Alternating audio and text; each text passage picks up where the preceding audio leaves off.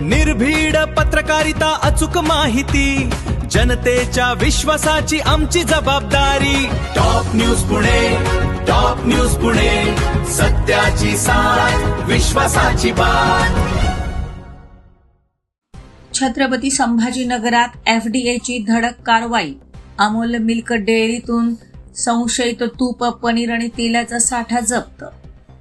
आपण पाहत आहात टॉप न्यूज पुणे. छत्रपती संभाजीनगरमध्ये अन्न व औषध प्रशासनानं मोठी कारवाई करत चिकलठाणा MIDC परिसरातील अमूल मिल्क डेअरीवर छापा टाकलाय. या कारवाई दरम्यान डेअरीमध्ये तयार होणाऱ्या काही दुग्धजन्य पदार्थांबाबत गंभीर अनियमितता आढळल्याचा संशय व्यक्त करण्यात आलाय.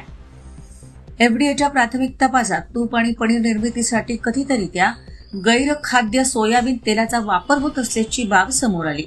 त्यानंतर अधिकाऱ्यांनी डेअरीतले सुमारे 950 किलो तयार माल तसंच मोठ्या प्रमाणातील संशयास्पद तेलाचा साठा जप्त केला. जप्त करण्यात आलेल्या मालाची किंमत 3 लाख रुपयांहून अधिक असल्याची माहिती प्रशासनानं दिली आहे.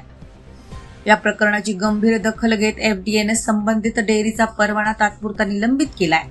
उत्पादन प्रक्रिया बंद करण्यात आली आहे. याशिवाय या डेअरीतले उत्पादन विक्री करणाऱ्या विविध ठिकाणांची तपासणी सुरू करण्यात आली आहे.